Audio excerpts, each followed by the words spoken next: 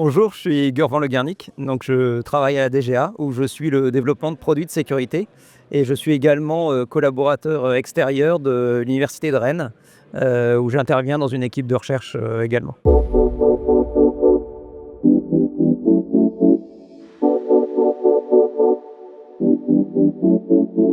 Cette question, elle est multiple. D'un point de vue des technologies, selon moi, une des technologies, c'est déjà la cryptographie post-quantique, qui va devoir apporter des solutions aux capacités de craquage de l'ordinateur quantique. Et il y a bien sûr l'IA, qui est une heuristique qui va pouvoir accélérer certains traitements et apporter des solutions innovatives, pas innovantes, à certains des problèmes qu'on a. Et donc pour ces deux sujets, il y a déjà des événements au sein de l'ECW qui adressent ces problématiques-là. Mais il y a également, de mon point de vue, la problématique du contrôle d'accès au sens large, que ce soit l'identification des individus, la stratégie globale du zéro trust, et ensuite la capacité à maintenir ces politiques de contrôle d'accès sur les données qui transitent dans le système, donc tout ce qui est les notions de DCS, Data Centric Security, donc qui avait été le sujet de César en 2022 et pour lequel il y a également un événement, une intervention cette année sur ce sujet-là. Donc ça, c'était pour les aspects technologiques. Mais selon moi, il y a aussi un impact fort de la digitalisation des armements militaires, des armements, qui implique une plus grande surface d'attaque pour les attaquants. Tout ce qui est drone et même tout ce qui est artillerie qui est de plus en plus interconnecté. Il y a quelques années, les équipements étaient des équipements on va dire, autonomes et les communications étaient essentiellement gérées par la radio et les opérateurs de ces équipements-là. Maintenant, les communications sont beaucoup plus globales, avec des fonctionnements beaucoup plus automatisés, ce qui implique un plus fort risque d'un point de vue cybersécurité. Ça, c'était pour l'aspect un peu pratique. Et enfin, un des facteurs qui va être assez important à mon sens personnellement, c'est l'évolution de la pratique dans le monde civil. C'est-à-dire que dans le monde civil, avant, la cybersécurité, c'était un problème d'experts. Le civil moyen n'avait pas un intérêt très fort dessus et donc ne poussait pas l'industrie à faire des efforts très importants là-dessus. Ça change. Il y a de plus en plus d'attaques sur le monde civil. Le citoyen est de plus en plus concerné par ces problématiques-là. Et donc, il va pousser les industries civiles à faire un effort sur cet aspect-là et donc potentiellement à fournir d'autres solutions qui pourront être intégrées dans des équipements militaires potentiellement. Donc voilà, globalement, c'est sur cette question-là de qu'est-ce qui va impacter la cyber. Pour moi, il y a un fort impact sur la digitalisation de l'armée et le monde civil qui s'y met de manière de plus en plus forte et qui va donc offrir des solutions pour le monde militaire.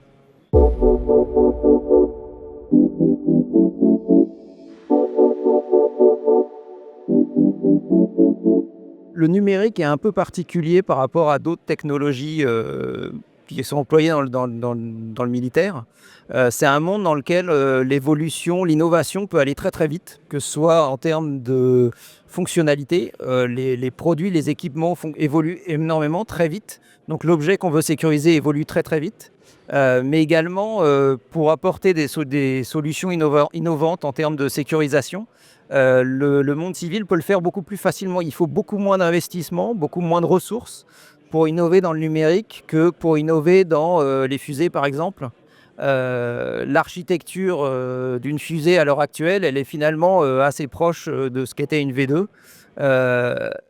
Les technologies à l'intérieur ont fortement évolué, mais l'architecture globale est un peu la même. Alors que pendant ce temps-là, dans le numérique, on est passé de serveurs tout centralisés avec des ordinateurs qui étaient des clients un peu bêtes qui allaient interroger ces serveurs-là, a eu un monde plus desktop où toute l'intelligence a été basculée sur les ordinateurs desktop et les serveurs n'étaient plus que des stockages un peu bêtes. On a fait le mouvement dans l'autre sens où on est passé au cloud. Les serveurs deviennent décentralisés aussi, s'interrogent pour répondre aux différentes requêtes. Et les clients qui étaient potentiellement devenus un peu plus bêtes, comme les Chromebooks peuvent le montrer, c'est-à-dire que tout le calcul est fait sur le serveur, le client sert juste à y accéder. Avec toutes les technologies de WebAssembly, WASM et autres, on peut retourner vers une partie où le client va lui aussi à nouveau reporter du calcul. et va interroger lui-même différents serveurs plutôt que de demander à un seul serveur de lui fournir le service global. Donc le fait que l'objet numérique évolue très très vite, c'est une contrainte pour pouvoir innover en cybersécurité dessus. Mais c'est aussi une opportunité parce que c'est-à-dire que le civil peut apporter des solutions. Le monde civil innove et il faut se poser la question de savoir, à titre personnel, je pense qu'il faut se poser la question de savoir qu'est-ce qu'on peut récupérer du monde civil pour l'intégrer dans le monde militaire. Il faut faire attention quand même parce que les contraintes à l'heure actuelle de robustesse qu'on a dans le monde civil et dans le monde militaire ne sont pas les mêmes. Donc potentiellement, il faut prendre des bonnes idées du monde civil et il faut peut-être les robustifier un peu pour qu'elles soient en phase avec les contraintes du monde militaire. Donc ça, c'est de la récupération de solutions du monde civil, je pense que c'est important. Mais aussi, il faut faire beaucoup de collaboration avec le monde civil parce que le monde civil ne sait pas forcément quels sont les besoins exacts du monde militaire. Et donc il faut leur dire, faut en parler avec le monde civil pour orienter potentiellement les recherches et apporter des solutions au monde militaire. Et donc pour ça, par exemple, César est une opportunité potentielle où ça peut être l'occasion pour certains domaines militaires à présenter en ayant géré les problématiques de confidentialité, mais présenter des problèmes un peu génériques pour lesquels on voudrait voir des solutions. Et c'est également la possibilité pour le monde militaire d'aller voir le monde civil, de prendre de l'expérience du monde civil et peut-être de réappliquer des méthodes qu'on a dans le monde civil. Donc, à mon sens, ce qui va être très important pour pouvoir innover efficacement dans le numérique en termes de cybersécurité, ça va vraiment d'avoir une interaction forte avec le monde civil pour pouvoir récupérer des bonnes idées, mais pouvoir aussi orienter les idées que peuvent avoir donc le monde civil.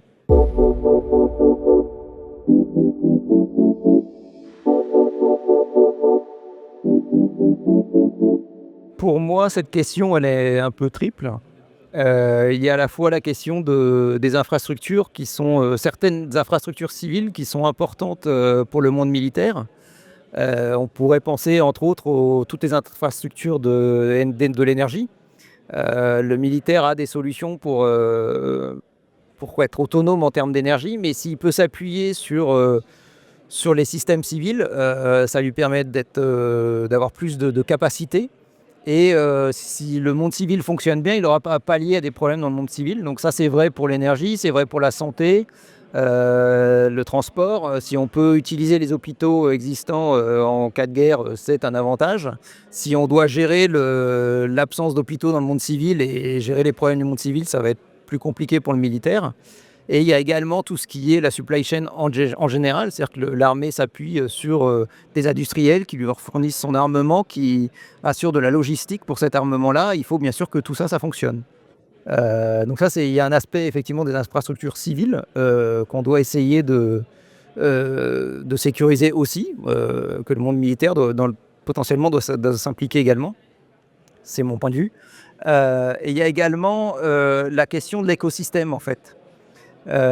Où il est important que le monde civil et le monde militaire en fait aient des bonnes pratiques, des façons de faire qui sont un peu communes.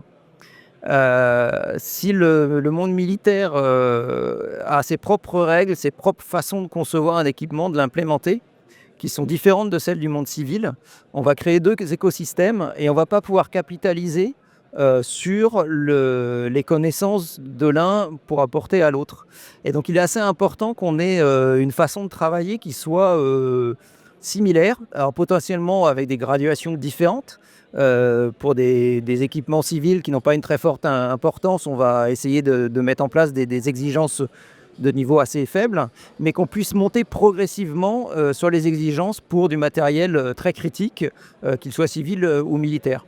Et donc ça veut dire entre autres que le monde militaire doit potentiellement s'impliquer aussi sur les questions de réglementation et aider au développement de réglementations comme le NIS, Network and Information Security, ou le CRA, le Cyber Resilience Act, pour s'assurer qu'on ait des règles, des normes, des façons de faire qui soient un peu progressives et qui soient similaires. Et pour pouvoir capitaliser, comme je disais, de ne pas avoir deux écosystèmes, mais un seul, et capitaliser au maximum là-dessus.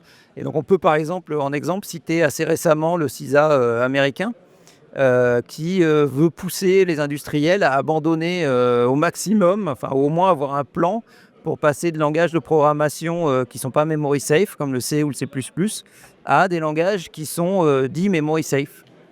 Effectivement, si le monde civil s'y met, ça veut dire qu'on va avoir plus de programmateurs qui sont habitués à des langages comme le Rust ou d'autres, et qui vont pouvoir intervenir aussi sur les équipements militaires, quoi. On ne veut pas avoir deux mondes, un ensemble de programmeurs Rust qui travaillent pour l'armée et des programmeurs C++ qui travaillent pour le monde civil. On veut un écosystème, je pense, qui soit commun. C'est un moyen de faciliter, de capitaliser sur le civil et sur le militaire et d'avoir plus d'efficacité.